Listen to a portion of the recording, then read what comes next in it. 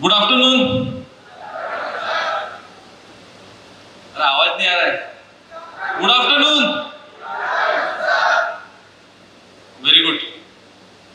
Actually खाना खाने के बाद थोड़ा सा वेकअप कॉल रहता है, इसलिए जोश रहना चाहिए। और सेशन जो है कुछ नया सीखने के हिसाब से आप अगर लोगे तो you will get something out of it. Otherwise theoretical knowledge तो बहुत सारा मिलता है। प्रैक्टिकल नॉलेज प्लस कुछ experience I will share with respect to HVAC.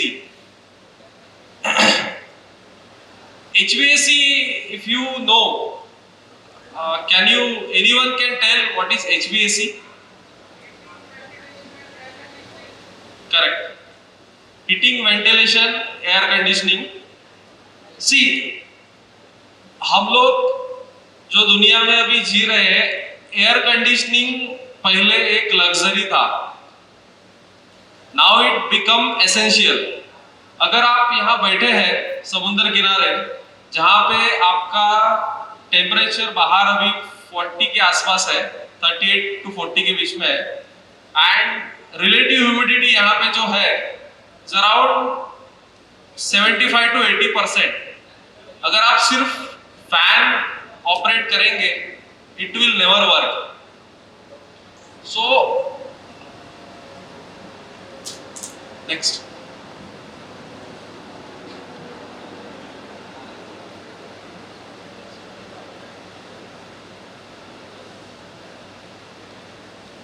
so मेरा क्वेश्चन है, आर यू कंफर्टेबल? कंफर्टेबल हो ना? सो नेक्स्ट, यहाँ पे वार्म है या कूल है? कूल है, करेक्ट।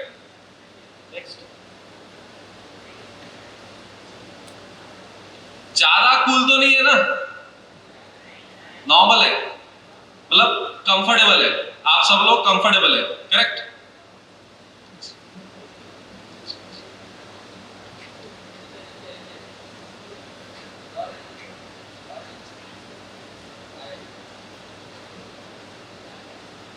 यहां डस्ट और स्मोक तो नहीं है ना? नहीं, करेक्ट। अगर डस्ट या स्मोक रहता तो you will not be comfortable.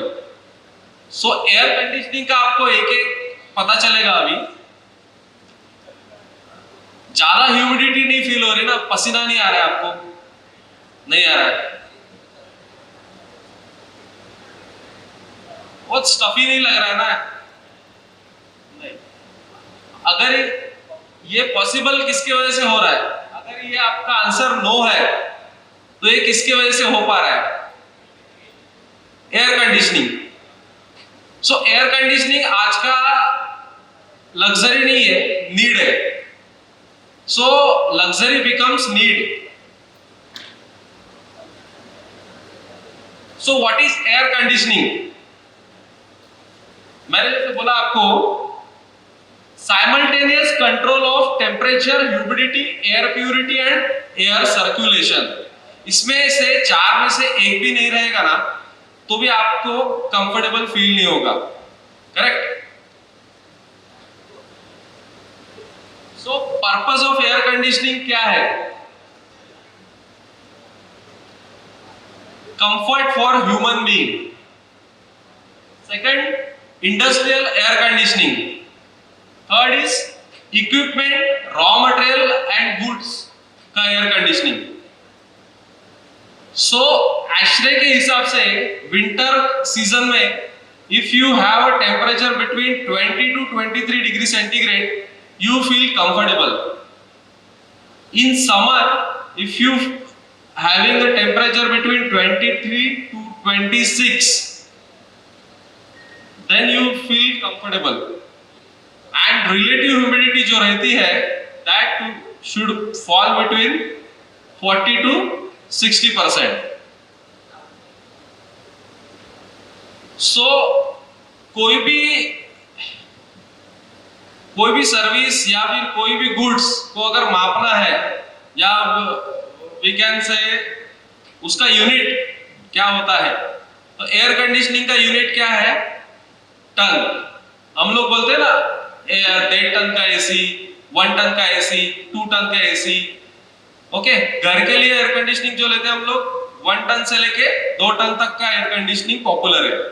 ठीक है, so what is ton of refrigeration? The quantity of heat required to be removed to freeze 1 ton of water means at 0 degree centigrade to ice in 24 hours। मतलब एक पूरा दिन में 0 degree temperature water को आपको ice में convert करना है, तो कितना हीट उसमें से निकालना पड़ेगा? हीट निकालेंगे तो ही कूल होगा ना, बराबर ना? और हीट रिलीज मतलब एब्सॉर्ब करेंगे तो क्या होगा? इवेपोरेट हो सकता है, लिक्विड फॉर्मेशन हो सकता है। तो मैं क्या बोल रहा हूँ, उसमें से हीट निकालना। जैसे ये एयर कंडीशनिंग में क्या कर रहे हैं हम लोग, यहां से हीट निकाल के बाहर छोड़ रहे हैं, करेक्ट? तो यहाँ पे अपने को कूलिंग इफेक्ट मिल रहा है। So 1 ton of refrigeration equals to 12,000 BTU per hour. ये ब्रिटिश थर्मल यूनिट्स रहते हैं और 3000 kilo calories per hour. So air conditioning में आपने देखा रहेगा बहुत सारे एयर कंडीशनिंग मार्केट में अवेलेबल है। As per the application, as per the customer हमको एयर कंडीशनिंग डिजाइन करना पड़ता है, करेक्ट? इसमें फर्स्ट जो है central air conditioning. Central air conditioning में मैं काम करता हूं। Actually I am there in Blue Star who design the product for ductable and package. So मेरा एक डिवीजन, मतलब एक एयर कंडीशनिंग के लिए मैं प्रोडक्ट डिजाइन करता हूं फॉर ब्लू स्टार। सो मेरा ये काम है। बट आप देख सकते हो कितने सारे एयर कंडीशनिंग है जो अलग अलग लोग रहेंगे, अलग अलग उसके ऊपर काम करते हैं। सो सेंट्रल एयर कंडीशनिंग में ductable and package air conditioning एक प्रोडक्ट है। दूसरा है सेंट्रल प्लांट्स। सेंट्रल प्लांट में भी variable refrigerant flow system, DX system and chilled water system, ये 3 प्रकार के ये है। चिल्ड वाटर सिस्टम में भी 2 प्रकार के डिवीजन आते हैं, vapour compression system and vapour absorption system. This vapour absorption system इस में 3 प्रकार का ये है। इसमें direct fired hot water circulation, steam fired single and double effect, इतने प्रकार है। देन आपने देखा रहेगा वेपर कंप्रेशन रेफ्रिजरेशन सिस्टम में बहुत प्रकार के अगेन चिल्ड वाटर सिस्टम है, scroll, reciprocating, centrifugal and screw. ठीक है, और अपना घर का एयर कंडीशनिंग कौन सा है? यूनिटरी प्रोडक्ट्स, जो विंडो एयर कंडीशनिंग रहता है या तो फिर स्प्लिट एयर कंडीशनिंग रहता है। बहुत सारे लोगों के घर में एयर कंडीशनिंग ये पाया जाता है। Direct expansion, direct expansion system. Direct expansion system मतलब अभी अगर आप एयर कंडीशनिंग के बारे में थोड़ा सा अगर जानकारी रखते हो, वो मैं आपको बताऊंगा आगे में। फिर भी उसमें आपको बताता हूं, एक इवेपोरेटर रहता है। इवेपोरेटर में अगर आपका evaporator as a cooling coil, जिसमें से रेफ्रिजरेंट अगर फ्लो होता है, then we can say DX system. तो उसके कुछ एडवांटेज है, कुछ डिसएडवांटेज है। So I will first explain how cycle of refrigerant works. Basically आपने देखा रहेगा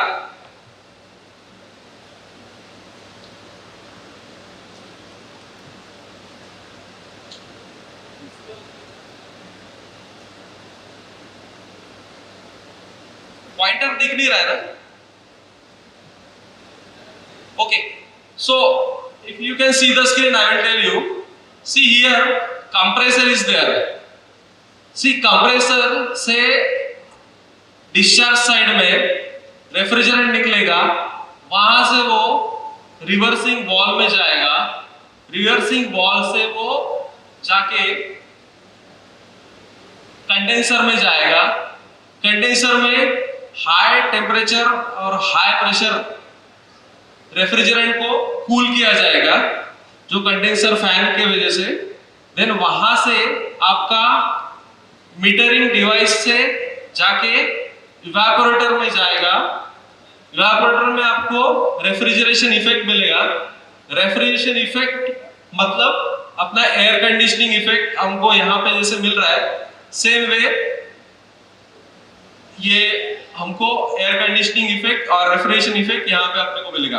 after that it goes back to compressor through accumulator.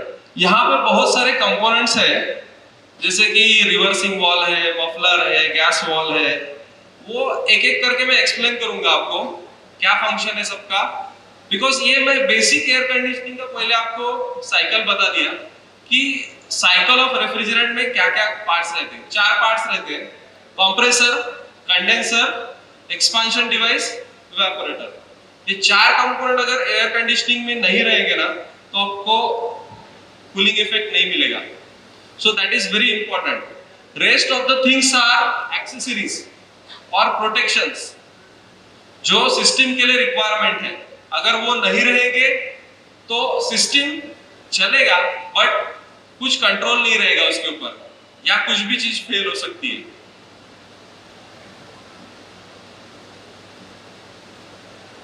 Heating cycle में एकदम अपोजिट होगा। हीटिंग साइकिल में अपोजिट कैसे होगा?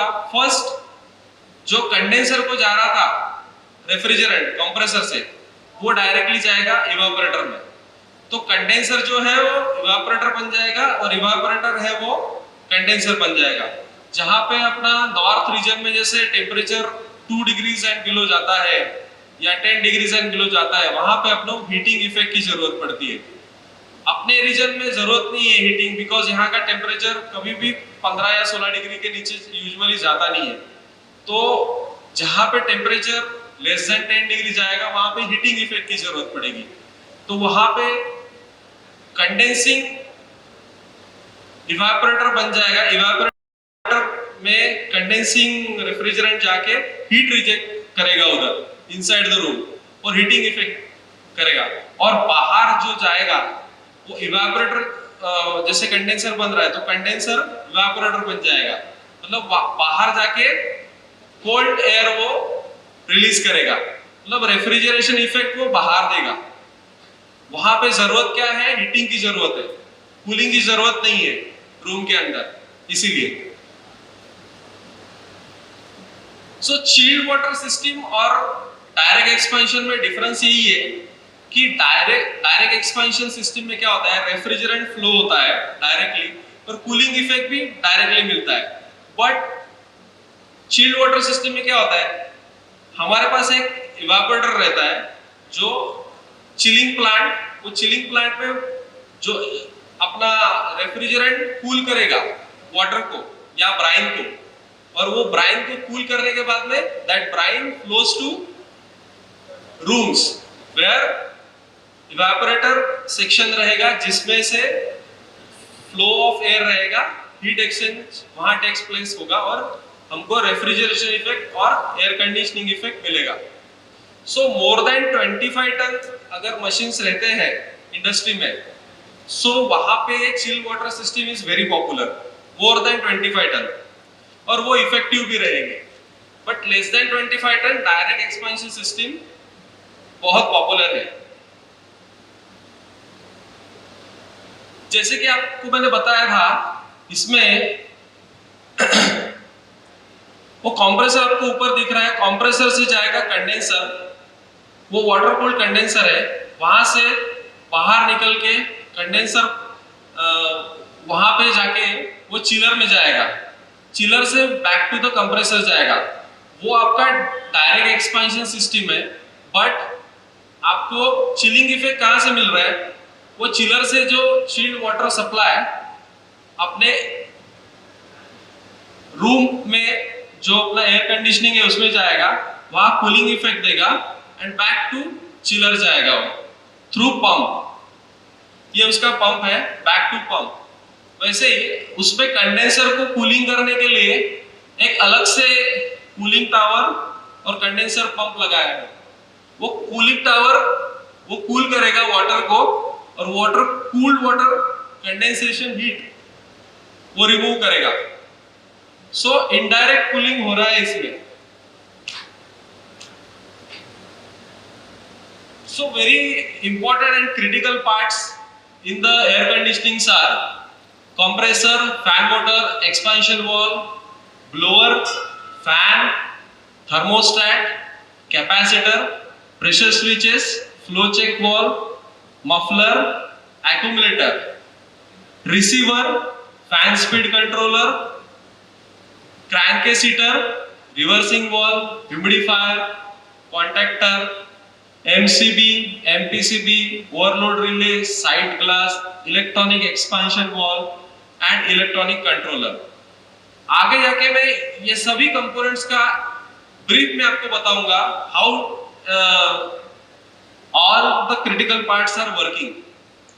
कंप्रेसर के बहुत सारे टाइप्स है, reciprocating compressor one of that. उसमें हमको एक बेनिफिट यही रहता है, हाई एम्बिएंट टेम्परेचर पे ये बहुत पॉपुलर मॉडल है। जैसे गल्फ कंट्रीज में ये कंप्रेसर्स बहुत पॉपुलर था बिकॉज उसमें हाई ऑपरेटिंग प्रेशर्स पे वो ऑपरेट कर सकता है और उसमें पॉजिटिव डिस्प्लेसमेंट रहता है, इसीलिए वो रेसिप कंप्रेसर बहुत पॉपुलर था उस, और अभी भी यूज होता है। बट अभी उसका कुछ डिसएडवांटेज के वजह से वो थोड़ा आउट ऑफ ट्रैक जा रहा है। मतलब उसमें कुछ पार्ट्स है वो इरिटेटिंग नॉइज क्रिएट करते हैं, उसका वेट ज्यादा है, वाइब्रेशन थोड़ा सा ज्यादा है, इसकी वजह से ये थोड़ा अभी टेक्नोलॉजी आउटडेटेड होते जा रहा है।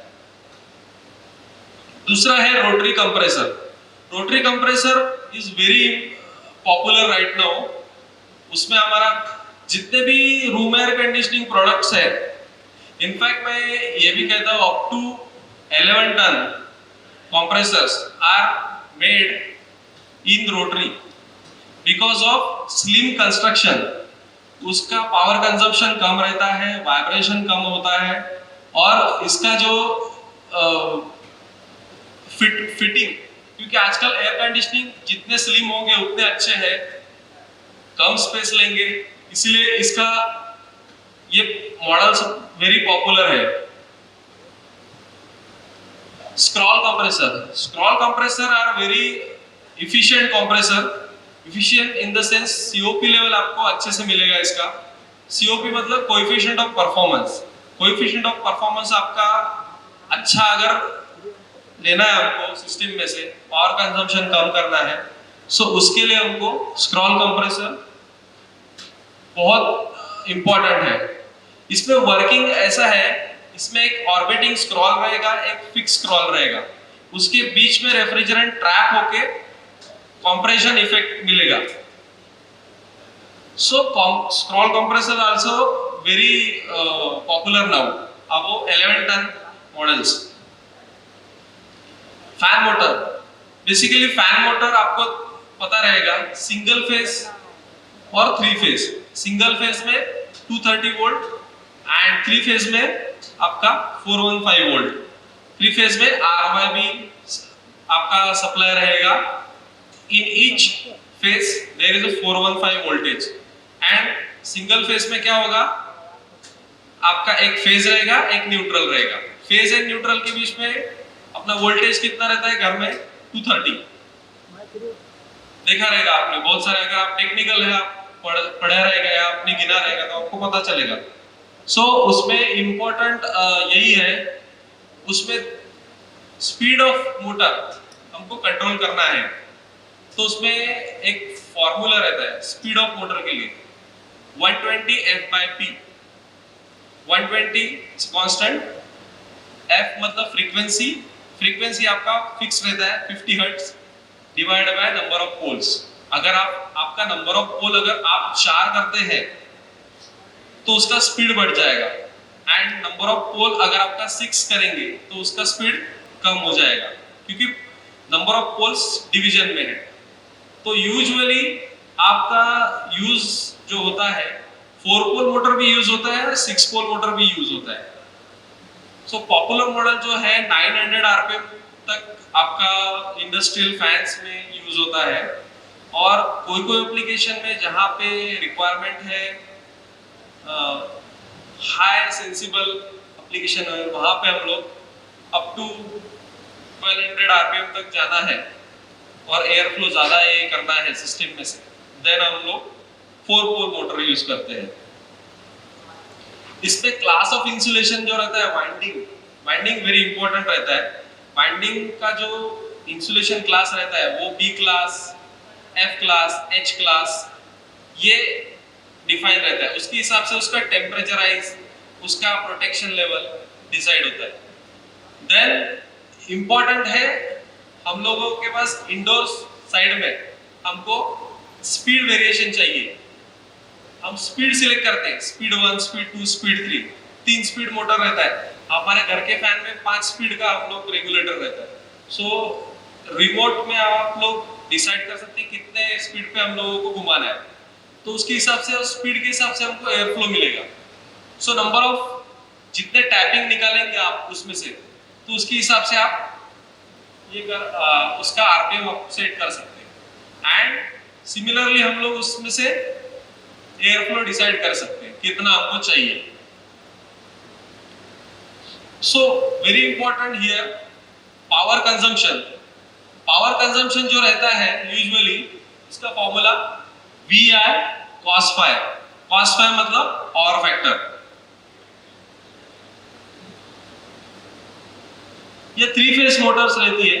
ये 3 फेज मोटर्स जो है only difference is that high torque इसमें हमको मिलता है, लो पावर फैक्टर रहेगा, लो मतलब एट लो लोड, और इसमें usually F class of insulation use करते हैं क्योंकि उसमें हमको 3 फेज में डिवाइड करके सो करंट जो रहेगा आपका इक्वली डिस्ट्रीब्यूट हो जाएगा R by B में। सो उसमें पावर कंजम्पशन आपको रिडक्शन हो जाएगा। सिंगल फेज के कंपैरिजन में 3 फेज मोटर इंडस्ट्रियल एप्लीकेशन में बहुत पॉपुलर है। इसमें हम type of bearing bush type use कर सकते हैं, बॉल टाइप यूज कर सकते हैं, it depends as per our application. Continuous अगर रन होता है आपका फैन, तो आपका बॉल बियरिंग मोटर बहुत अच्छे से परफॉर्म करता है compare to bush type. Then इसमें डायरेक्शन आप रोटेशन चेंज कर सकते हैं। अगर आप फेस रिवर्स कर दें तो मोटर का डायरेक्शन आप रिवर्स कर सकते हैं। अगर आपका फेस अगर रिवर्स हो जाता है ऑटोमेटिकली तो आपका मोटर उल्टा घूम जाता है। घर का जो पावर मोटर रहता है ना, जो बिल्डिंग का, तो उल्टा घूमता है तो पानी ऊपर नहीं जाएगा। सो सेम वे, बट इसमें वो रिवर्स रोटेशन पॉसिबल है।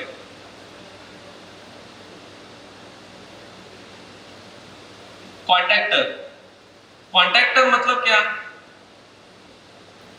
कोई भी स्विच है ना, उसको ऑटोमेट करना है तो कॉन्टैक्टर हम लोग यूज करते हैं।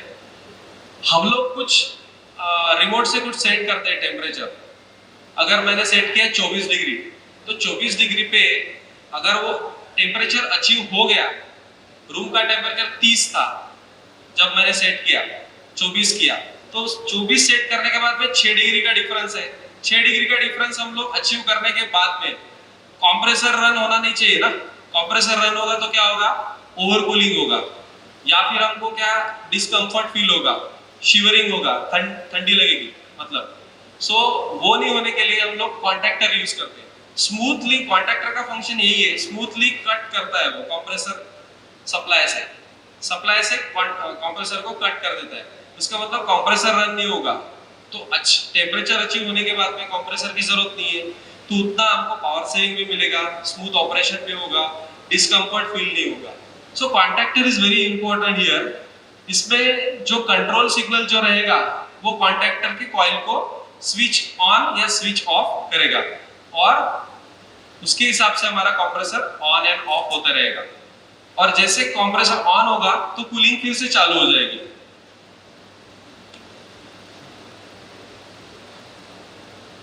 ड्रायर्स। मैं आपको बता दो, कोई भी एयर कंडीशनिंग सिस्टम हम लोग डिजाइन करते हैं, तो रेफ्रिजरेशन सर्किट में वेरी इंपॉर्टेंट चीज है जो नहीं होना चाहिए। मतलब क्या नहीं होना चाहिए? अगर आपका सिस्टम में लीकेज है, रेफ्रिजरेंट लीक है, तो स्लोली स्लोली वो रेफ्रिजरेंट वो बाहर जाएगा सिस्टम में से और लो प्रेशर में चला जाएगा। One point. Second point important है कि वो सिस्टम में कोई प्रकार का मॉइस्चर नहीं रहना चाहिए। मॉइस्चर होगा तो क्या होगा? जो एक्सपांशन डिवाइस है अपने पास, तो एक्सपांशन डिवाइस में एकदम एक्सपांड हो जाता है लिक्विड। लिक्विड एक्सपांशन होने के बाद वहां पे अगर लिक्विड रहेगा या फिर मॉइस्चर रहेगा तो वो उसका बर्फ बन जाएगा, आइस फॉर्मेशन हो जाएगा, वो चोक कर देगा आपका सिस्टम। सो वो चोक ना करे, थोड़ा सा भी मॉइस्चर अंदर रह गया तो आपका सिस्टम चोक हो जाएगा, आपका रेफ्रिजरेशन सिस्टम या एयर कंडीशनिंग सिस्टम बंद हो जाएगा। वो अवॉइड करने के लिए हम लोग ड्रायर यूज करते हैं। इसमें एक्टिवेटेड एल्यूमिनियम ऑक्साइड जो वाटर को वो एब्सॉर्ब कर सके और एसिड्स को एब्सॉर्ब कर सके, ऐसे उसके अंदर सिलिका जेल, मॉलिक्यूलर सीव, ये सब कंपोनेंट्स उसमें यूज होते हैं जो रेफ्रिजरेंट में से मॉइस्चर निकाल लेगा। जो मॉइस्चर निकालने के बाद में क्या होगा? हमारा रेफ्रिजरेंट कैन इजीली रेसिप्रोकेट और फ्लो इनसाइड द सिस्टम। उसमें कोई प्रकार का चोकिंग नहीं आएगा। कैपेसिटर, सी कैपेसिटर, अगर आप घर के अंदर फैन रहता है, मैं एक सिंपल इसमें से आपको समझाऊंगा व्हाई कैपेसिटर इज यूज्ड। जैसे हमारे ऑटोमोबाइल में फ्लाईव्हील रहता है, फ्लाईव्हील रहता है ना, जिसमें क्या होता है, जब न्यूट्रल पे रहता है तब वो घूमता रहेगा, तब क्या करेगा? वो स्टोर करेगा एनर्जी। मतलब इलेक्ट्रिकल में अगर कैपेसिटर यूज करेगा, जब कंप्रेसर बंद रहेगा तो वो एनर्जी स्टोर करके रखेगा। स्टार्ट करना है कोई चीज को, स्टार्ट करने के लिए अपने को ज्यादा टॉर्क लगता है। कोई भी गाड़ी आप अगर चालू करते हो ना, फर्स्ट गियर में डालते हैं तो ज्यादा टॉर्क लगता है ना, इनर्शिया के वजह से। सो कैपेसिटर वो इनर्शिया देता है मोटर को रन करने के लिए, कंप्रेसर को रन करने के लिए। सो कैपेसिटर का यही काम है, जब आपका मोटर या कंप्रेसर बंद रहेगा, इलेक्ट्रिकल सप्लाई जो आते रहेगा उसको स्टोर करेगा एनर्जी को, एज एंड व्हेन रिक्वायर्ड, मतलब जब जरूरत पड़ी, then it will take power from that and get it started, quick start, और पुश करेगा। और इनिशियल टॉर्क जो लगता है वो उसमें से एनर्जी फ्लो होके हमको मशीन चालू होने के लिए मदद होगा। अदरवाइज एक साथ अगर पावर लेना है सिस्टम में तो पावर केबल्स, पावर का रिक्वायरमेंट और उसके जो कंपोनेंट्स है वो बहुत बड़े डिजाइन करने पड़ेंगे। So capacitor is very important here. इसमें एक स्टार्ट कैपेसिटर रहता है, एक रन कैपेसिटर रहता है, और this capacitors are burst proof. Energy store करते हैं तो एनर्जी स्टोर करने के बाद एकदम रिलीज करते हैं तब कुछ बर्स्ट नहीं हो जाए, इसीलिए ये बर्स्ट प्रूफ कैपेसिटर यूज करते हैं हम लोग। एक्यूमुलेटर, अगर आपने रेफ्रिजरेशन का डायग्राम आपको दिखाया था, उसमें एक्यूमुलेटर का पोजीशन यूजुअली सक्शन साइड रहता है। सक्शन साइड में क्यों रहता है? सक्शन साइड में आपका रेफ्रिजरेंट जो बैक फ्रॉम इवेपोरेटर आता है कंप्रेसर को, वो क्या करता है? एक्यूमुलेटर का काम ये है कि लिक्विड रेफ्रिजरेंट को सेपरेट आउट करेगा फ्रॉम वेपर रेफ्रिजरेंट। क्यों? अगर आपका लिक्विड रेफ्रिजरेंट रहेगा तो उसमें से जो लुब्रिकेंट रहेगा वो फ्लश आउट हो जाएगा। लिक्विड जो रहेगा वो ऑयल को कैरी करके सिस्टम में लेके जाएगा, फिर कंप्रेसर में कुछ लिक्विड मतलब लुब्रिकेशन रहेगा ही नहीं। उसकी वजह से वो कंप्रेसर का वाइब्रेशन, कंप्रेसर का जो वेयर एंड टेयर बढ़ जाएगा। सो एक्यूमुलेटर का फंक्शन यही है, वो लिक्विड रेफ्रिजरेंट को सेपरेट करेगा फ्रॉम वेपर, और वेपर जाने देगा कंप्रेसर में, और लिक्विड उधर ही ट्रैप करेगा। रिसीवर और मफलर। रिसीवर का फंक्शन यही है कोई कोई वक्त में क्या होता है ना, हमारे रिक्वायरमेंट ऑफ रेफ्रिजरेशन इफेक्ट और कूलिंग इफेक्ट जब ज्यादा रहता है, इनिशियल पीरियड ऑफ मतलब 30 डिग्री से लेके 24 डिग्री तक अगर हमको टेम्परेचर रिड्यूस करना है तो क्या करना पड़ेगा, ज्यादा रेफ्रिजरेंट फ्लो करना पड़ेगा सिस्टम में से। सो वो स्टोर करके रखेगा वो जब जरूरत है। तो रिसीवर का फंक्शन यही है, वैरिंग लोड एप्लीकेशन में वो स्टोर किया हुआ रेफ्रिजरेंट एक्स्ट्रा फ्लो करेगा। अब जब हमारा टेम्परेचर अचीव हो गया या क्लोजर आया तो रेफ्रिजरेंट फ्लो कम करके मीटरिंग डिवाइस यूज करके वो स्टोर रहेगा वो रिसीवर में। सो रिसीवर का फंक्शन है storing of refrigerant. Same way muffler का फंक्शन क्या है, कंप्रेसर जो पंपिंग करेगा रेफ्रिजरेंट इनसाइड सिस्टम, वो पल्सेशन में पंप करेगा। वो पल्सेशन की वजह से वाइब्रेशन आएगा सिस्टम में, मशीन हिलेगा या फिर वो और नॉइज भी क्रिएट कर सकता है। वो रेफ्रिजरेशन की वजह से रेफ्रिजरेंट की वजह से अगर आपका पल्सेशन हो रहा है और वाइब्रेशन हो रहा है तो ये प्रॉब्लम है। वो प्रॉब्लम सिस्टम का हमको निकालने के लिए हम लोग क्या करेंगे, वो मफलर यूज करेंगे जो डैम्पन करेगा वाइब्रेशन को। जैसे अपने इसमें गाड़ी में शॉक एब्सॉर्बर रहता है ना, सेम इफेक्ट इसका रेफ्रिजरेंट के लिए रहेगा। क्रैंकेस हीटर, ये क्रैंकेस हीटर जो रहता है कंप्रेसर के शेल बॉटम शेल में लगा रहता है। इसका पर्पस क्या है, कंप्रेसर जब बंद रहेगा, जैसे मैंने बोला ना, जब कंप्रेसर बंद कब रहेगा, जब अपना कूलिंग अचीव हो जाएगा। कंप्रेसर बंद रहेगा तो उसमें लिक्विड एंट्री होना चालू होगा रेफ्रिजरेंट का। लिक्विड एंट्री अगर स्लोली होता जाएगा तो मैंने आपको बताया था लिक्विड क्या करता है, लुब्रिकेंट को फ्लश करने का काम करता है। सो क्रैंकेस हीटर उसी दौरान में चालू हो जाएगा और वो क्रैंक केस मतलब नीचे का जो केस है कंप्रेसर का, उसको हीट करके रखेगा और उसको वेपर कन्वर्शन करके रखेगा रेफ्रिजरेंट इनसाइड द कंप्रेसर। उससे फायदे क्या होंगे, रेफ्रिजरेंट अगर वेपर रहेगा वो कंप्रेस हो सकता है, अगर आपका लिक्विड रहेगा तो इनकंप्रेसिबल है, आपको वाटर को कंप्रेस नहीं कर सकते ना। अगर वेपर रहेगा तो वो कंप्रेस हो सकेगा। सेम रेफ्रिजरेंट का भी वही है, इसीलिए उसको क्रैंकेस को हीट करके वेपर रेफ्रिजरेंट वो सिस्टम में रखेगा और हमको कंप्रेसर प्रोटेक्शन मिलेगा जब कंप्रेसर चालू होता है तब। रिवर्सिंग वॉल जैसे मैंने बताया, जो हीट पंप्स रहते हैं, हीट पंप्स में क्या, नॉर्थ इंडिया में अपनी इंडिया में नॉर्थ इंडिया में रिक्वायरमेंट है हीट पंप की, तो उसमें 3 महीने जो टेम्परेचर रहता है वो 10 डिग्री से नीचे रहता है। तब सेम एयर कंडीशनिंग हम कूलिंग करेंगे तो चलेगा नहीं ना, तो वहां पे हीट पंप एप्लीकेशंस रहती है। वहां पे रिवर्सिंग वॉल क्या करेगा, रेफ्रिजरेंट फ्लो को रिवर्स कर देगा, मतलब इवेपोरेटर को कंडेंसर बना देगा और कंडेंसर को इवेपोरेट बना देगा। सो जो रेफ्रिजरेशन इफेक्ट है, आपको हीटिंग मिलेगा इनसाइड रूम और बाहर जो कंडेंसिंग जो रहेगा वो आपको कूलिंग बाहर यहाँ से जो कोल्ड एयर को वो उधर बाहर फेंकेगा। ठीक है। फ्लो चेक वॉल या फिर कैपिलरी या तो फिर TXV या EXV, all are metering device और we can say expansion device. Expansion device का काम क्या है, जो लिक्विड रेफ्रिजरेंट कूल होके आता है कंडेंसर से, उसको आपको एक्सपांड करना है।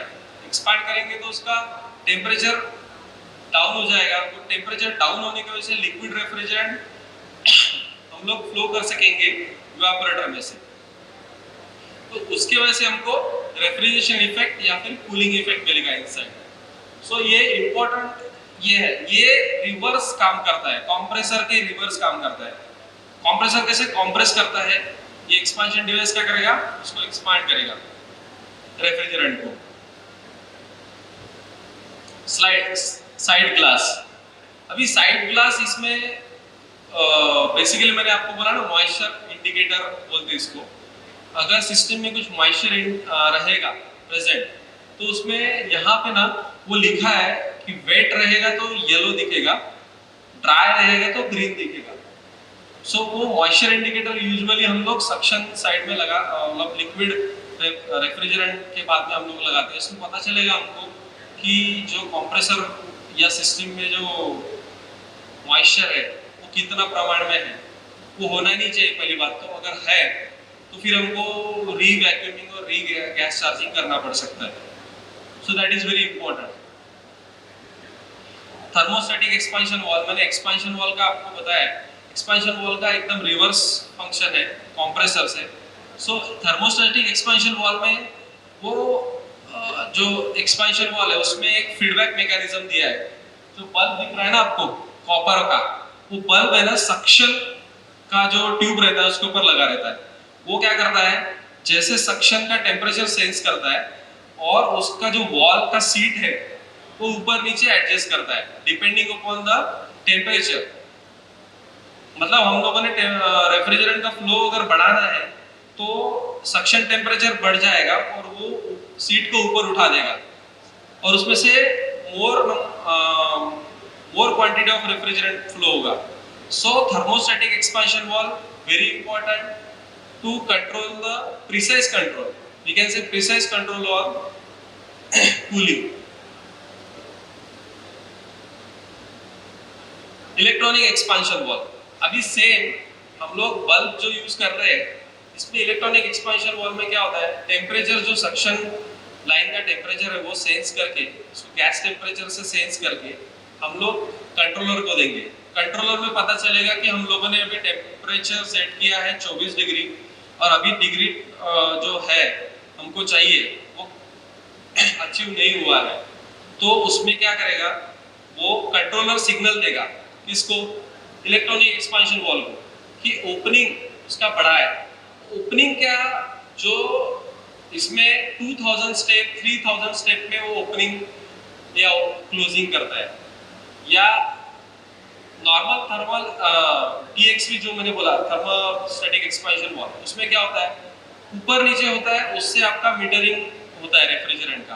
बट इसमें आपका रोटेशन में वो कंट्रोल होगा।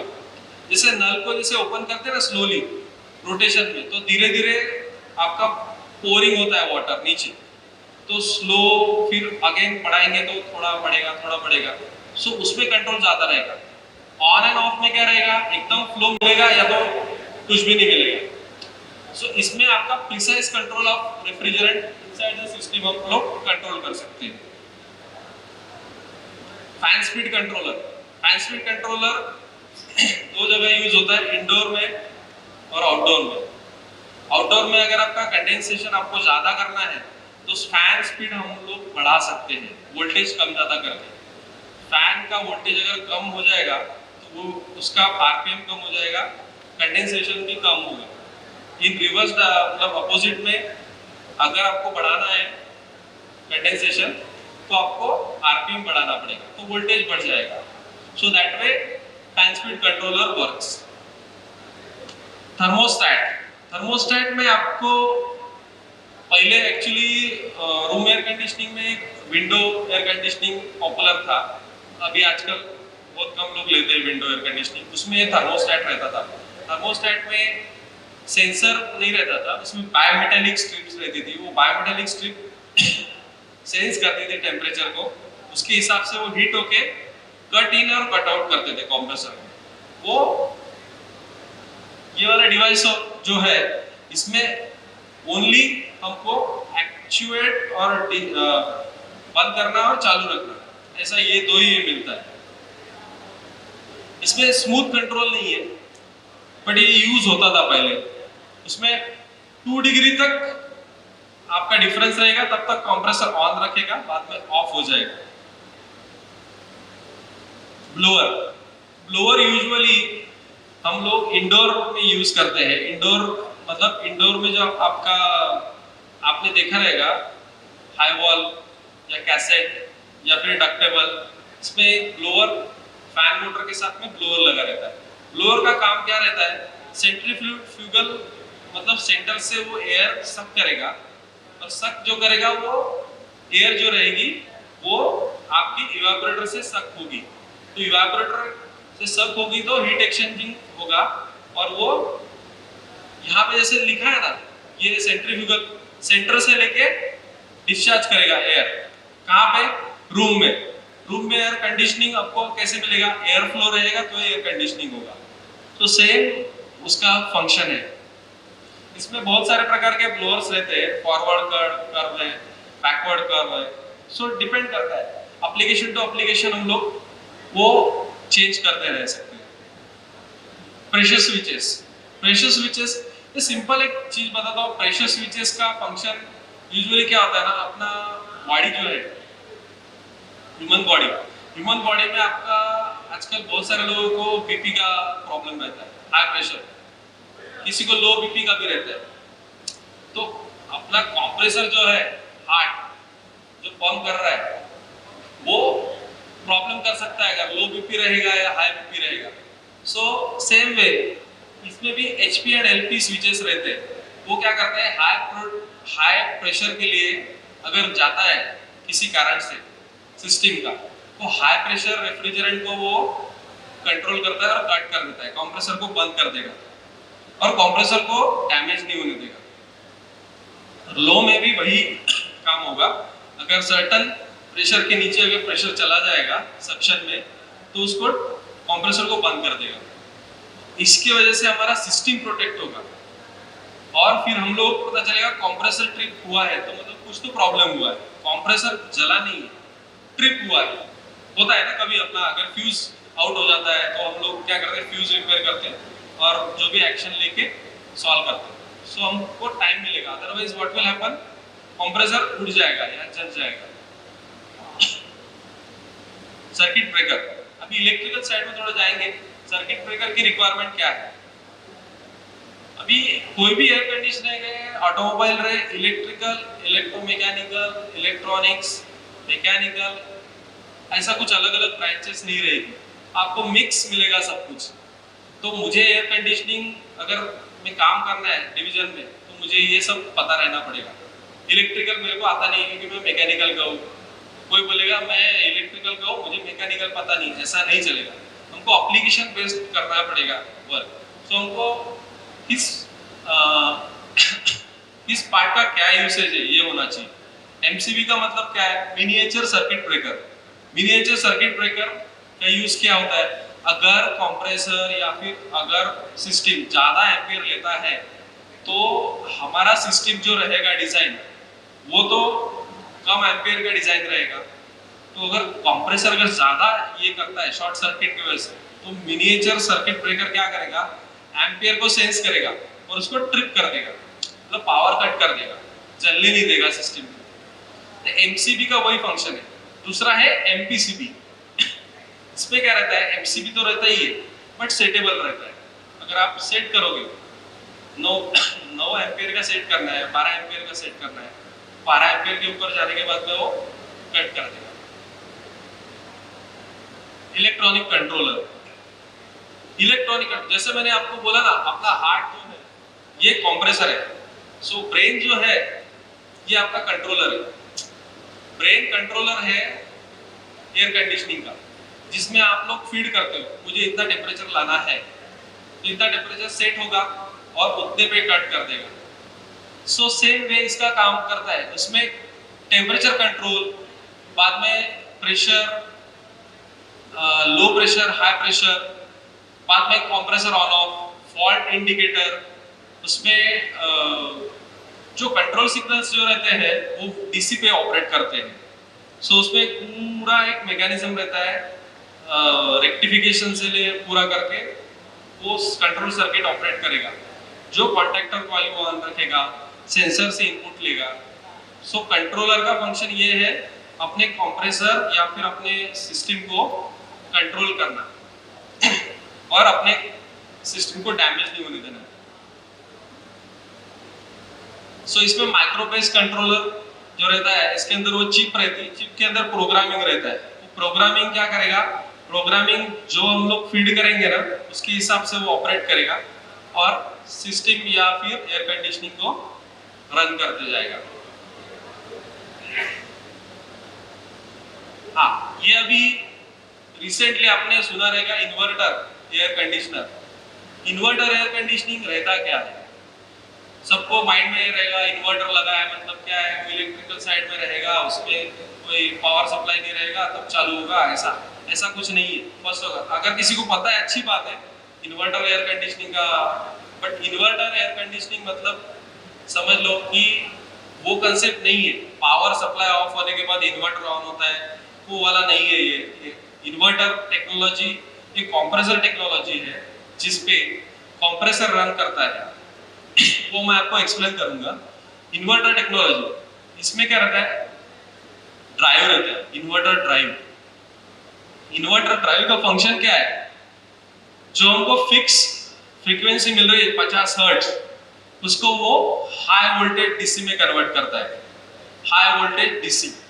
देन वो हाई वोल्टेज डीसी क्या करता है, इन्वर्टर ड्राइव को सप्लाई देता है फर्स्ट।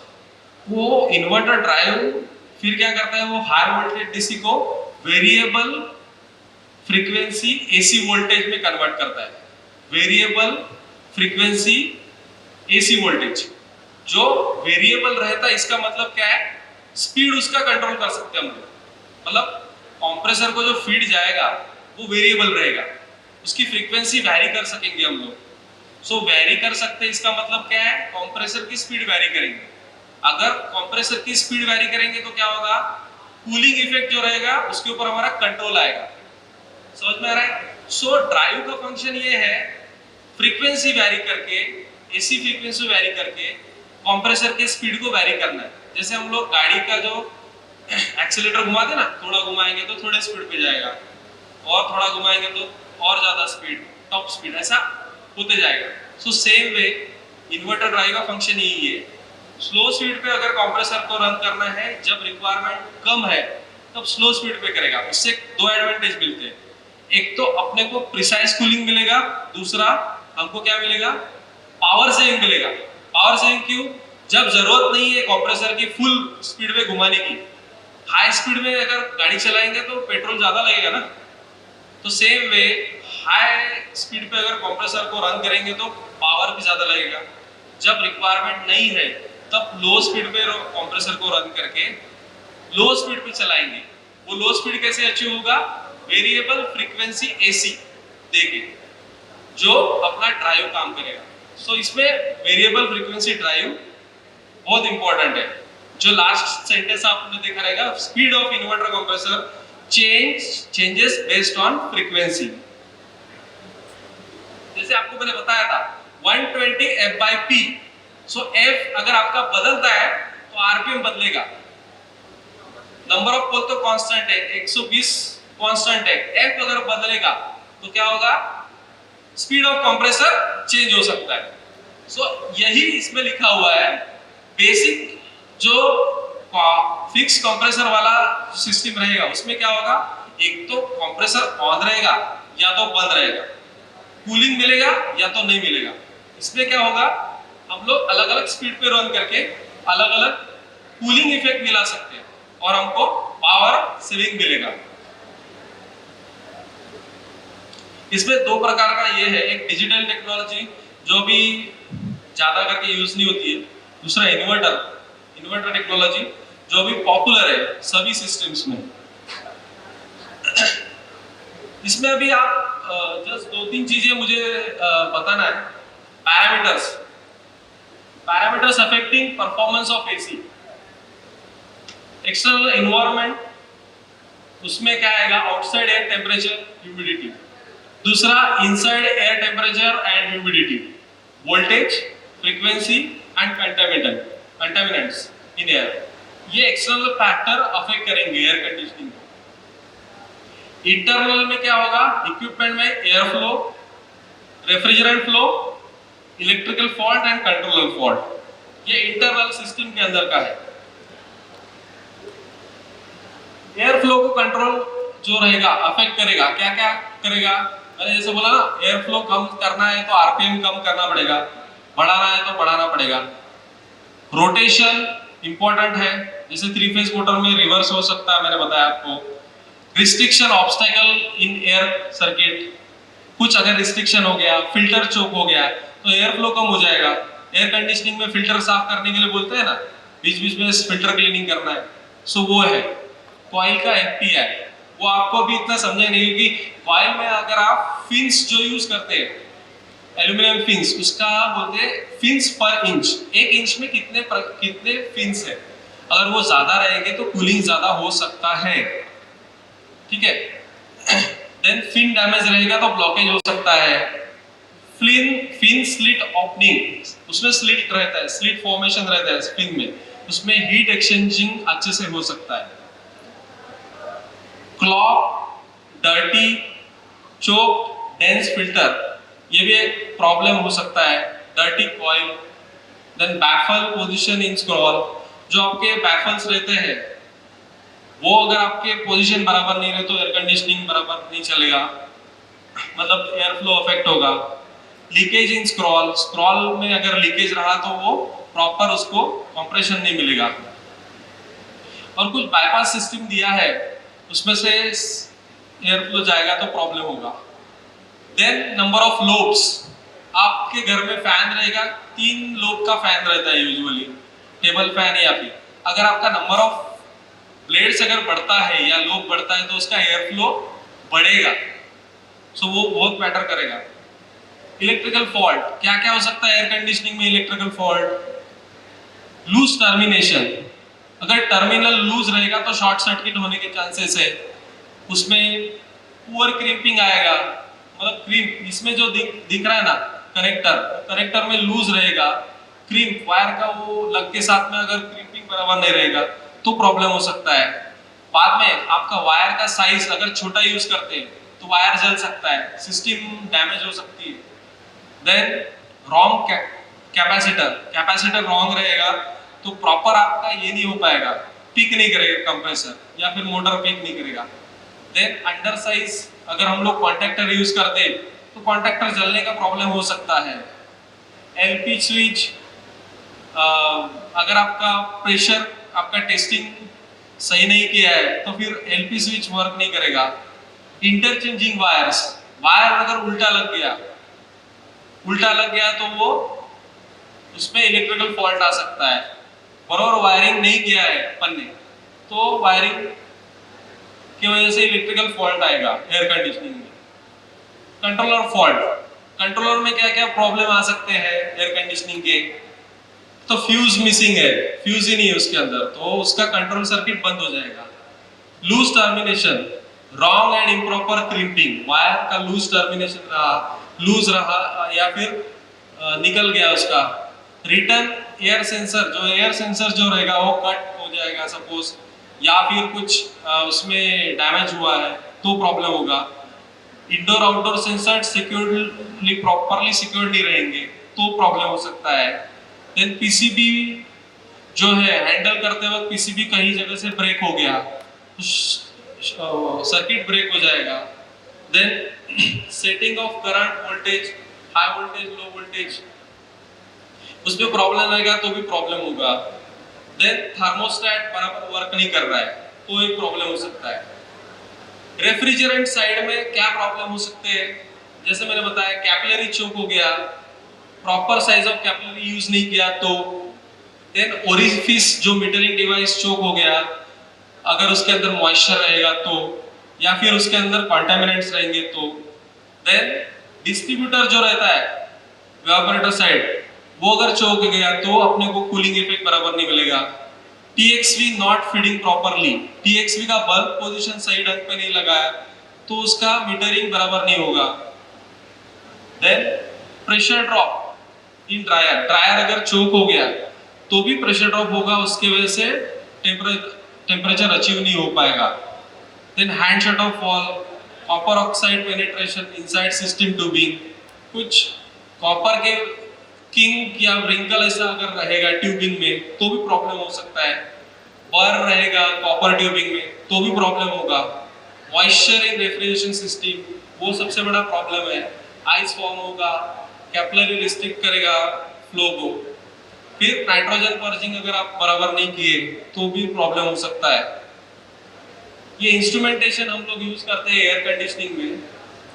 टेम्परेचर के लिए आपको पता रहेगा, हम लोग टेम्परेचर के लिए थर्मोमीटर यूज करते हैं, रेफ्रिजरेंट प्रेशर गेजेस यूज करते हैं, then air flow CFM measurement के लिए एनोमीटर यूज करते हैं, voltage current power resistance capacitance के लिए मल्टीमीटर यूज करते हैं। ये एक्चुअल में जब फॉल्ट फाइंडिंग करना है एयर कंडीशनिंग में ये सब यूज होता है। तो आपको ये यूज करना आना चाहिए, फॉल्ट फाइंडिंग आना चाहिए, तो आप कस्टमर के प्रॉब्लम को सॉल्व कर सकते हैं, कस्टमर के प्रॉब्लम समझ सकते हैं। नहीं तो क्या होगा, सिर्फ थ्योरी आने से कुछ नहीं होने वाला। सो ये इंस्ट्रूमेंटेशन आपको यूज करना आना चाहिए। एयर कंडीशनिंग सिस्टम है बट उसके सर्विस साइड में, कमीशनिंग साइड में भी लोग काम करते हैं। अगर यहाँ पे एयर कंडीशनिंग अभी बंद पड़ेंगे तो हम लोग कोई भी यहाँ बैठ नहीं पाएगा, सब लोग बाहर जाएंगे। सो हमको वो पर्सपेक्टिव में देखना है, हमको लोगों को सर्विस देना है, प्रोडक्ट अच्छा देना है, वो पर्सपेक्टिव में हमको देखना पड़ेगा। इंजीनियरिंग हमारा, इंजीनियर का वही काम है कि हमको फ्लॉलेस सिस्टम बनाना है, प्रॉब्लम लेस सिस्टम बनाना है और लोगों को, कस्टमर को खुश रखना है। इंस्ट्रूमेंट जो थर्मोमीटर है, बॉर्डन गेज, एनोमीटर, मल्टीमीटर, ये सब इंस्ट्रूमेंटेशन यूज करना आना चाहिए। प्रैक्टिकल में आप कॉलेज में ये इसके ऊपर प्रॉपरली सीखो, क्योंकि आपको कोई इंडस्ट्री में जाएंगे ना, वहाँ पे डायरेक्ट इंजीनियर और आपके सीनियर इंजीनियर बोलेंगे कि ये चलो जब उसको सिस्टम का प्रेशर माप के आओ, वोल्टेज माप के आओ, तो आपको कुछ नहीं आएगा, ऐसा नहीं चलेगा। फिर आप लोग, वो ऑपरेटर जो रहेगा आपके अंडर काम करने वाला, या उनको आता रहेगा, आपको नहीं आता रहेगा, बट आपको थियरी आती रहेगी। ये बहुत ही अपने लिए शर्मनाक चीज है। हम इसीलिए ये इंस्ट्रूमेंटेशन सीखना बहुत जरूरी है। सो प्रैक्टिकल नॉलेज लेना जरूरी है। Theory plus practical is very important, otherwise industry will never prefer you. So ये एरिया में आपको काम करना है। अगर आप लोगों का प्रॉब्लम या कस्टमर का प्रॉब्लम सॉल्व करते हो, then you are okay, you are through, otherwise no one will ask. Engineering degree never works. आप IIT से करो या IIM से करो, किधर से भी आप लेके आओ डिग्री, अगर आपको प्रैक्टिकल इश्यूज नहीं समझ में आएंगे तो प्रॉब्लम है। सो प्रैक्टिकल इश्यूज के ऊपर ध्यान देना जरूरी है।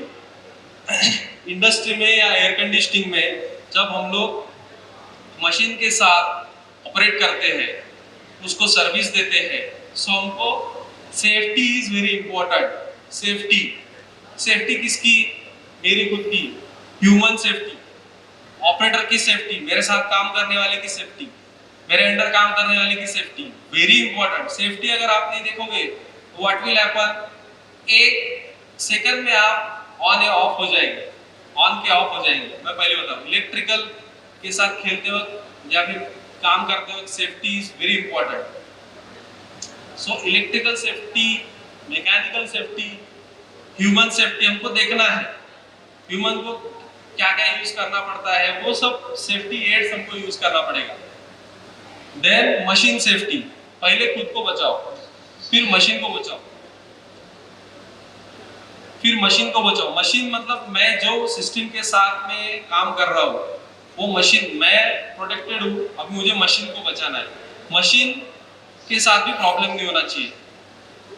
So that is very important. Then environmental site safety. So environmental and site safety is very important. कि जो environment में आप काम कर रहे हो, वहाँ पे safe atmosphere बनाना चाहिए, लोगों को भी safety के बारे में बताना चाहिए। अगर कोई उसको bypass कर रहा है, तो उनको बताना चाहिए कि आपकी life आपके हाथ में है। आप वर्क कर रहे हो, इसका मतलब ये अभी वर्क कर रहे हो, बट अगर आप सेफ्टी फॉलो नहीं करोगे, जैसे हम लोग बोलते हैं ना, सेफ्टी हम लोग हेलमेट नहीं पहनेंगे तो एक्सीडेंट तो डेली नहीं होता, एक बार होगा, एक बार होने के बाद कुछ भी हो सकता है। अगर आपका लक अच्छा रहेगा तो आप बच जाओगे, लक नहीं अच्छा है तो का कोई ये नहीं है। सो इंडस्ट्री में safety, human safety, machine safety, environmental safety, इसको प्राइम मोस्ट इम्पोर्टेंट है। आपको नॉलेज है बट आप ओवर कॉन्फिडेंस है तो कुछ नहीं चलने वाला। So this will end my presentation. So if you have any questions, basically मेरा एयर कंडीशनिंग बताने का ये नहीं था एयर कंडीशनिंग में क्या प्रकार का काम होता है, कैसे हम लोग काम करते हैं, व्हाट इज कस्टमर एक्सपेक्टेशन, वो मेरा आपको बताने का है। क्योंकि आपका कॉलेज में आपके प्रोफेसर मेरे से अच्छा जानेंगे, वो एमटेक रहेंगे, पीएचडी रहेंगे, they can guide you better. But industry में आपको अगर कुछ करना है तो आपको प्रैक्टिकल नॉलेज बहुत जरूरी है। प्रैक्टिकल नॉलेज बहुत जरूरी है और प्रैक्टिकल नॉलेज के बिना आप कुछ नहीं कर पाओगे। इंडस्ट्री के जो भी आप ये करते हो वो गाइडलाइंस फॉलो करना पड़ेगा। So if you have any question, the forum is open.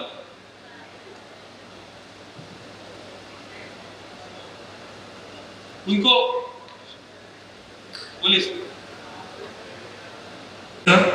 Sir आपने बोला कि कॉन्ट्रैक्टर यूज करते हैं बाईपास करने के लिए, कॉन्ट्रैक्टर बाईपास करने के लिए यूज करते हैं। कॉन्ट्रैक्टर का फंक्शन ये है, हमको स्मूथ ऑन ऑफ करना है सिस्टम को। अभी हमारे घर में एक स्विच रहता है ना, स्विच में क्या रहता है, बटन रहता है। बटन हम लोग मैन्युअली ऑपरेट करते हैं। बट कोई भी सिस्टम या फिर एयर कंडीशनिंग में क्या होता है, हम लोग सेट करते हैं टेम्परेचर। तो टेम्परेचर आने के बाद में कंप्रेसर बंद होना चाहिए ना ऑटोमेटिकली। ऑटोमेटिक कंट्रोल के लिए उस पे कंट्रोल सिग्नल देके वो कॉन्टैक्टर कॉइल उसके पावर सप्लाई को ऑफ करेगा। वो स्मूथ चेंज ओवर के लिए वो इंपॉर्टेंट है। कॉन्टैक्टर बाद में स्विचेस रहते हैं, पीसीबी में स्विचेस रहते हैं, वो सॉफ्ट स्टार्ट्स बोलते हैं उसको।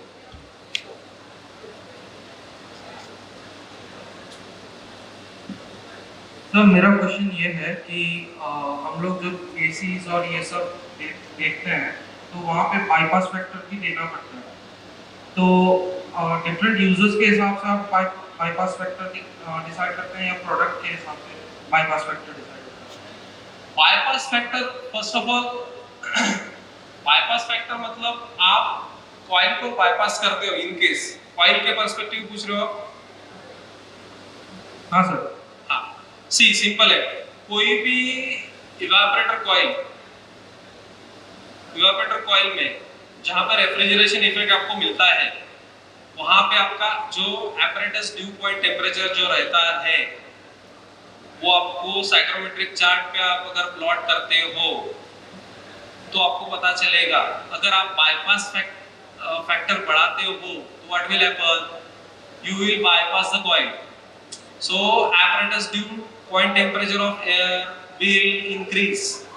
Will increase means refrigeration or cooling will decrease. So that way we have to reduce the bypass. Correct? तो आप बाईपास फैक्टर कैसे डिसाइड करते हैं? एनवायरनमेंट के हिसाब से, क्योंकि वो चेंज होता रहता है। हाँ, तो फिर मतलब एक डेली हाउस होल्ड के लिए क्या बाईपास फैक्टर हो सकता है और एक इंडस्ट्री के लिए क्या बाईपास फैक्टर? सी कुछ पैरामीटर्स जो रहते हैं ना सिस्टम में कुछ पैरामीटर रहते हैं, वो डिराइव्ड रहते हैं। You cannot decide bypass factor. It is the derived things. Yeah, I will tell you what will happen when we test any air conditioner. तो एयर कंडीशनर में कुछ हमारा एक सिस्टम रहता है IS 8148 के हिसाब से सिस्टम डिजाइन होता है। तो उसमें सिस्टम में हमारा 35 outdoor temperature DBT, 27 indoor DBT and 19 WBT। इस पे हमारा सिस्टम अगर परफॉर्म कर पा रहा है, then we can say the capacity is achieving. So bypass factor जो है, it's a output thing, so we can't control it. Basically we can design it, definitely design it, but depending upon the atmosphere it will vary. For a standard condition there will be definitely a bypass factor we can think of, but for actual system in any air conditioning or any application it will vary, because जो load जो रहेगा ना वो constant नहीं रहता है। Load कभी आपको टेम्परेचर ह्यूमिडिटी अलग अलग मिलेगा, सो वो पर्सपेक्टिव में आपका कूलिंग और बाईपास फैक्टर डिफाइंड होगा। Thank you sir. Yes,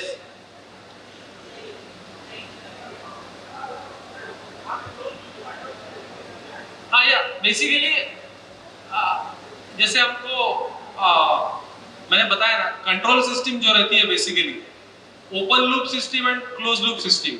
so close loop system जो हमारी सिस्टम है, इलेक्ट्रॉनिक कंट्रोल, बाद में रेफ्रिजरेटर कंट्रोल, जो आपको कंट्रोल करेगा बेसिकली सभी चीजों को। सो उसमें not only bypass factor, all parameters are going to control by the air conditioning. अब एज ऑफ नाउ एक्चुअली हमारा एयर कंडीशनिंग जो अभी डिजाइन हो रहा है वो स्मार्ट एयर कंडीशनिंग की तरफ हम लोग जा रहे हैं। ऑलरेडी हम लोग जा चुके हैं इनफैक्ट। सो उसमें नॉट ओनली ये 4 पैरामीटर्स में जो बोला, टेम्परेचर, ह्यूमिडिटी, एयर फ्लो और आपका एयर सर्कुलेशन एंड फाइनली इसका कंटेमिनेशन। इसके अलावा आजकल एयर कंडीशनिंग में बहुत सारे स्मार्ट फीचर्स आ गए। You can control air conditioning through your Wi-Fi, voice also. Many things are happening. See what is a use of it when जितने आप उसमें ये अभी रिसेंटली हम लोग कोविड से गए, so we have developed one system। Covid के लिए हम लोगों ने एयर कंडीशनिंग में वायरस डीएक्टिवेशन टेक्नोलॉजी करके हम लोगों ने कुछ प्रोडक्ट ऐड किए थे। उसमें क्या किया था हम लोगों ने? कुछ नया कुछ नहीं किया, हम लोगों ने एग्जिस्टिंग टेक्नोलॉजी को हमारे एप्लीकेशन में डाला।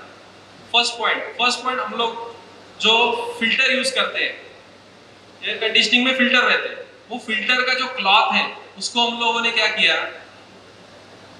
हमारे जो माइक्रोब्स या फिर वायरस जो रहते हैं, you all knows it is a negatively charged, we have activated our filter cloth by some coating।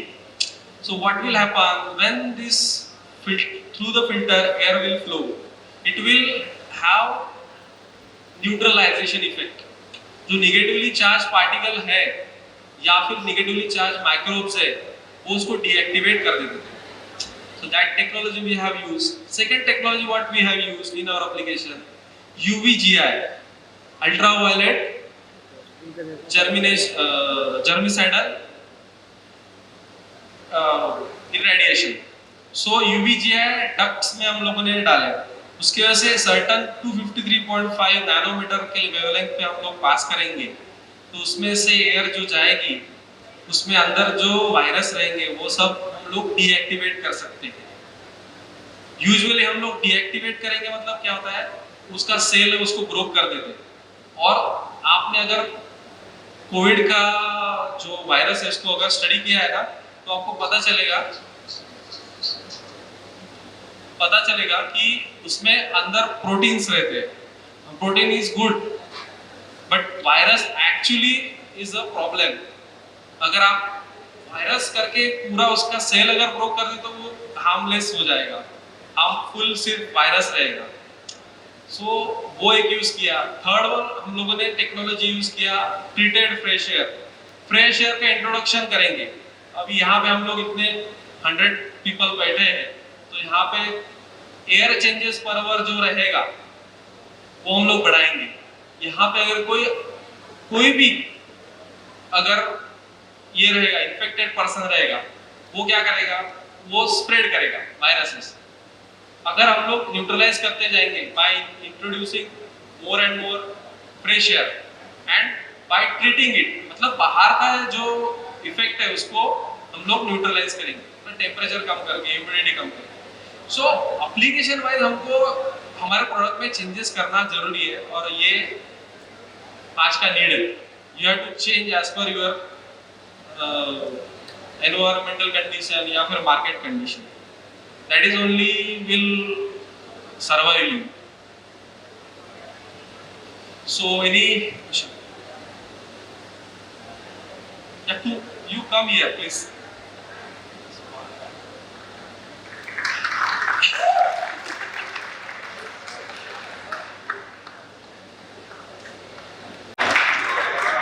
Hello, हाँ, गुड yes. Afternoon sir. या good afternoon. Thank you sir, आपने आपका इतना वैल्यूएबल टाइम हमें दिया। मुझे एक क्वेरी थी सर कि जैसे सर CFL के अंदर फ्रीक्वेंसी कम करने से उसका पावर कंजम्पशन भी कम हो जाता है, क्या सर हम एयर कंडीशनिंग के अंदर ऐसा कुछ कर सकते हैं क्या? ऐसी कोई टेक्निक या ऐसा कोई प्रोसेस ऐसा कुछ करके कि हम उसका पावर कंजम्पशन कम कर सकें? डेफिनेटली पावर कंजम्पशन कम करने के टेक्निक्स यही है. बेसिकली पावर कंजम्पशन क्या करता है? मोटर ना, कंप्रेसर में भी मोटर यूज होता है, बराबर. और जो फैन के साथ लगता है वो भी मोटर रहता है. So how we can reduce the, basically जो टेक्नोलॉजी अपने पास में अवेलेबल है एज ऑफ नाउ वो है BLDC. BLDC मोटर्स आप अगर यूज कर, अभी रिसेंटली एड्स भी आते हैं फैन के विद BLDC मोटर. वो BLDC मोटर का ये क्या है, DC पे ऑपरेट करके आपको पावर कंजम्पशन कम करेंगे. पावर कंजम्पशन करने के बहुत सारे तरीके हैं. पावर कंजम्पशन का फॉर्मूला क्या है? VI cos phi, बराबर, VI into cos phi. ठीक है. तो आपका पावर कंजम्पशन आपको अगर कम करना है तो क्या क्या कंट्रोल करना पड़ेगा? करंट कम करना पड़ेगा. फर्स्ट वोल्टेज कांस्टेंट है, ठीक है, या वोल्टेज को रिड्यूस करके अगर आप ये कर सकते हो कुछ, वो हो सकता है. दूसरा cos phi. cos phi क्या रहता है? Power factor. पावर फैक्टर को ही अगर हम लोग क्या करना चाहिए, इंक्रीज करना चाहिए, रिड्यूस करना चाहिए? सर डायरेक्टली प्रोपोर्शनल है तो मतलब हमें इसे कम करना चाहिए. सो इसमें हमको पावर फैक्टर को यूनिटी तक अगर रखते हैं या फिर मोर देन 1 अगर करते हैं तो उसमें आपके लॉसेस कम होंगे मोटर के. सो वो पर्सपेक्टिव में हमको कैपेसिटर बैंक यूज कर सकते हैं. इंडस्ट्रियल एप्लीकेशन में यूजुअली जहाँ पे इंडक्शन मोटर्स यूज होते हैं वहाँ पे कैपेसिटर बैंक्स लगते हैं, जिसमें हमारा कैपेसिटेंस के वजह से उसका पावर फैक्टर इंप्रूव होता है और उसके वजह से मोटर पावर कंजम्पशन कम होता है, लॉसेस कम होते हैं in sense finally. So that way we can have the things. और हम लोगों को ना बेसिकली ध्यान रखना है, जब जरूरत है तभी आपको एयर कंडीशनिंग का फुल इफेक्ट होना चाहिए. सो जैसे मैंने बोला इन्वर्टर टेक्नोलॉजी में वही है, वेरिएबल फ्रीक्वेंसी. फ्रीक्वेंसी अगर आप कम करोगे, स्पीड कम करोगे तो क्या होगा, जब जरूरत नहीं है तब कम आरपीएम में घूमेगा मोटर. कम आरपीएम में घूमे तो क्या होगा, करंट कम लगेगा. मतलब आपका फुल स्पीड का जो मोटर है, एम्पियर करंट 16 एम्पियर है, वो आपको 4 एम्पियर तक लेके जाएगा जब जरूरत नहीं है. क्योंकि क्या होता है ना, जब हम लोग एयर कंडीशनिंग में टेम्परेचर सेट करते हैं ना, तो आपका टेम्परेचर रहता है 30 डिग्री यूजुअली रूम का. उसको 24 डिग्री तक लाने तक जो लगने वाला एयर कंडीशनिंग वो फुल में चलेगा. बट उसको मेंटेन करने के लिए, जैसे गाड़ी का एक स्पीड आने के बाद में हम लोग एक नॉर्मल इस पे रखते हैं ना, रेस करके रखते हैं, फुल इस पे करने की जरूरत नहीं है क्योंकि एक बार आपका इनर्शिया आ गया है. So same way air conditioning effect को मेंटेन रखने के लिए आपको, क्योंकि कांस्टेंट लोड आ जाएगा, उसके हिसाब से आरपीएम मोटर का कम करके अगर हम लोग इन्वर्टर टेक्नोलॉजी यूज करेंगे, then we will able to save the power. Power consumption के ऊपर ही हमारा स्टार लेवलिंग प्रोग्राम रहता है. अभी जब भी all equipments are, all TV भी, फैन भी, एयर कंडीशनिंग सबसे पहले आया. बिकॉज बोला जाता है ऐसे कि एयर कंडीशनिंग एक प्रकार का हाथी है. पावर कंजम्पशन इंडिया में एयर कंडीशनिंग में हम लोग काम नहीं करेंगे तो सबसे पहले उसके ऊपर एक्शन लिया गया, उसमें स्टार लेवलिंग लाया गया. सो उसके वजह से हमको पावर कंजम्पशन, क्योंकि हमारे इधर पावर क्राइसिस कितने हैं इंडिया में, कितने लोगों को पावर नहीं मिल रहा है, इंटरप्टेड पावर रहता है. सो हमको वो डायरेक्शन में, भले अपनी जेब में से कम पैसा जाएगा बराबर है, बट हमको पावर सेव करना मतलब एक पावर प्रोड्यूस करना है किसी के लिए. So that way we have to think. Sir मैं आगे एक और चीज पूछना चाहूंगा कि जब आप एक एसी लेने जब शोरूम में जाते हैं तो जो वहाँ पे जो रिप्रेजेंटेटिव होते हैं वो आपको ये कहते हैं कि आप सर इन्वर्टर में लीजिए, 5 स्टार लीजिए, इन्वर्टर में लीजिए 5 स्टार लीजिए, सेविंग होगी इलेक्ट्रिसिटी में। लेकिन बाय डिफॉल्ट अगर आप उसी कंपनी के, उसी शॉप के अगर कोई सर्विस पर्सन है, उससे अगर आप ये चीज पूछते हैं कि हमें क्या लेना चाहिए, इन्वर्टर या नॉन इन्वर्टर, तो सर उसका हमेशा एक ही जवाब होता है कि सर आप नॉन इन्वर्टर में जाइए, वो ज़्यादा आपको बेनिफिशियल देगा। और सर मैं चाहूँगा कि आप इसका आंसर प्रैक्टिकल लाइफ में डिपेंड होकर दें। मैं ये जो आपका क्वेश्चन है वो थोड़ा अलग वे से लेना चाहूँगा, क्योंकि फर्स्ट ऑफ ऑल अगर आप टेक्निकल हो तो आप उसको कभी बिलीव ही नहीं करना। फर्स्ट पॉइंट, वो कौन से पर्सपेक्टिव में बोल रहा है वो देखना। फर्स्ट, कोई भी डीलर या फिर कोई भी शॉप में जाओगे, उसके पास क्या रहता है ना, कुछ कमर्शियल टारगेट्स रहते हैं और उसमें कुछ डिस्काउंट्स मिलते हैं उनको, वो point of view. Technology wise उसका एकदम रॉन्ग है वो जो बोल रहा है नॉन इन्वर्टर लेना। डेफिनेटली उसका कॉस्ट ज़्यादा रहेगा। अगर टेक्नोलॉजी परचेस करोगे, स्मार्टफोन परचेस करोगे ना, तो आपका पैसा ज़्यादा लगेगा ना। सो सेम पेज में थोड़ा मनी ज़्यादा है, पावर सेविंग तो जरूर है। इन्वर्टर टेक्नोलॉजी के लिए जाना चाहिए आप लोगों ने। प्रॉब्लम क्या है मैं आपको बताता हूँ, वो क्या क्यों ऐसा बोलता है। समटाइम व्हाट हैपन्स, जो वो एयर कंडीशनिंग डीलर जो कंपनी का है, वो एयर कंडीशनिंग के जो प्रोडक्ट इन्वर्टर के हैं वो ज़्यादा प्रॉब्लम रहेंगे। मतलब एयर कंडीशनिंग जो आपका इन्वर्टर में टेक्नोलॉजी वाइज अगर बोले जाएंगे तो उसमें प्रॉब्लम क्या है, पावर साइड में जो उसके कार्ड्स है ना वो जल्दी उसमें डैमेज हो जाते हैं। मतलब मेंटेनेंस कॉस्ट हाई हो जाएगा। कॉस्ट चक्कर में, वो कॉस्ट के चक्कर में वो लोग डिजाइन बराबर नहीं करते। वो पर्सपेक्टिव में क्या होता है, इसीलिए ब्रांड इज वेरी इंपॉर्टेंट। अगर आप ब्रांड को पकड़ के चलोगे ना, सो यू विल, क्योंकि एयर कंडीशनिंग बेसिकली क्या है ना, नहीं बोले तो आज के लिए 5 साल के बाद एयर कंडीशनिंग लोग चेंज कर देते, बट अभी नॉर्मल लोगों के लिए वो अच्छा खासा इन्वेस्टमेंट जैसा ही है।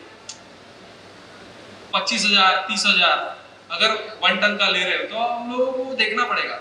तो टेक्नोलॉजी जाना चाहिए, मेरे हिसाब से टेक्नोलॉजी इज ऑलवेज बेटर। अगर मैं आपसे पूछूं कि आप आपके घर के लिए क्या लोगे, इन्वर्टर या नॉन इन्वर्टर? मेरे घर में पहला जो एयर कंडीशनिंग मैंने परचेस किया ना, वो मैंने फिक्स सीरीज का किया था।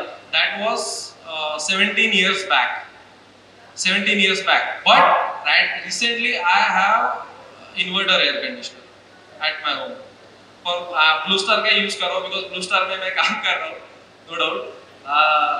ठीक है, वो पब्लिसिटी छोड़ दो, बट मैं आपको बताता हूँ technology will drive you in longer terms. Basically अभी जितने भी टेक्नोलॉजी में नए नए जो चीज़ें हैं ना, अगर हम लोग टेक्नोलॉजी फ्रंट में काम कर रहे हैं या फिर हम लोग कुछ सीख रहे हैं ना, we should use. And basically हमको अच्छा रिलायबल एयर कंडीशनिंग और रिलायबल ब्रांड के ऊपर जाना चाहिए, जो कि आपको तकलीफ ना हो। इनकेस अगर वो बोलता है ना डीलर, तो उसको बोलना मुझे टेक्नोलॉजी वाला ही प्रोडक्ट चाहिए, बट अगर आप बोलते हो सर्विस साइड में प्रॉब्लम होता है तो मुझे पावर का ये लगा दो, स्टेबलाइजर लगा दो। स्टेबलाइजर यूज करके आप यूज करो। अगर आपके एरिया में वोल्टेज के इश्यूज होते हैं, यूजुअली ये वोल्टेज कम ज़्यादा होने की वजह से पावर कार्ड्स जाते हैं उसमें, इसके वजह से वो डीलर्स लोग थोड़ा सा परेशान रहते हैं। और वो पावर कार्ड्स अगर जाते हैं ना तो रिपेयर नहीं होते, वो नॉर्मल लोगों से रिपेयर नहीं होते, वो फैक्ट्री में रिपेयर वो पॉसिबल नहीं है। इससे अच्छा उसको नया पावर कार्ड डालेंगे तो उसको पड़ेगा। सो दैट वे ही में से, और उसको कोई कमर्शियल एंगल भी रहेगा मे बी। सो मुझे ऐसा लगता है कि हम लोगों ने टेक्नोलॉजी फेवर करना चाहिए। सर लास्ट क्वेश्चन, एक मिडिल क्लास फैमिली का पर्सन, मिडिल क्लास, उसे 1 टन का एसी चाहिए, तो पहला क्वेश्चन ये कि उसे क्या लेना चाहिए, विंडो या स्प्लिट? नहीं, ऐसा कुछ नहीं है। मतलब कोई भी एयर कंडीशनिंग लेना है तो विंडो का मतलब आपके इधर अगर आजकल की विंडोज जो रहती है ना, वो कन्वेंशनल विंडो नहीं रहती है, स्लाइडिंग विंडो रहती है। सो स्लाइडिंग विंडो में तो I will not prefer to use the window air conditioning. So आजकल के इसमें आप देखते रहोगे window air conditioning is becoming outdated.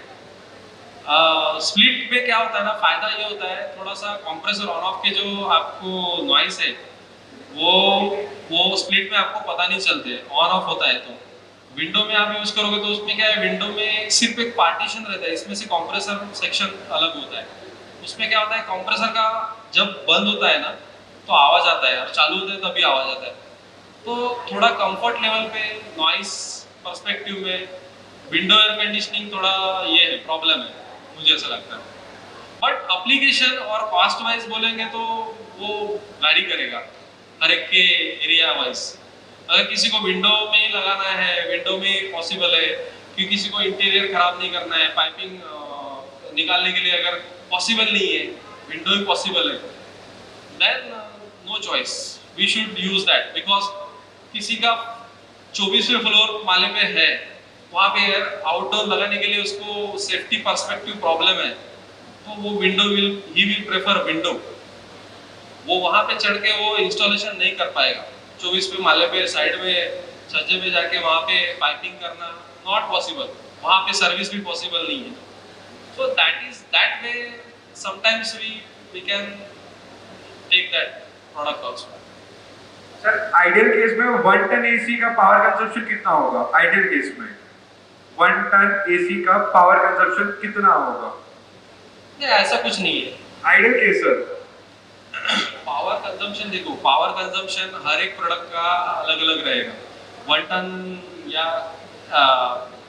मतलब बेसिकली मैं आपको बताऊँ ना, it depends on your star level what you use. Second आपके इधर कूलिंग लोड कैलकुलेशन वगैरह आप अगर जानते हो, कूलिंग लोड कैलकुलेशन नहीं पता है, ठीक है। अगर आपका टेरेस के नीचे ही आपका फ्लैट है, सो उसमें आपका हीटिंग लोड ज़्यादा रहेगा, तो आपका कंप्रेसर ज़्यादा चलेगा। सो वो केस में आपका पावर कंजम्पशन ज़्यादा हो सकता है, ठीक है। और नॉर्मल कंडीशन में यूजुअली मुझे लगता है कि 8 से 10 एम्पियर लेता है 1 टन, अगर स्टैंडर्ड ऑपरेटिंग कंडीशंस रहता है तो। बट इन्वर्टर में और कम हो जाएगा और कंजम्पशन का। इसीलिए मैं आपको बताता हूँ ना, जब जरूरत है तभी कंप्रेसर रन करना है। सो सीजनल इफिशिएंसी आपको मिलेगा, थ्रू आउट द डे आपको पावर सेविंग मिलता जाएगा। सो go for technology. I will prefer to use technology. Always go for technology. Thank you so much, sir.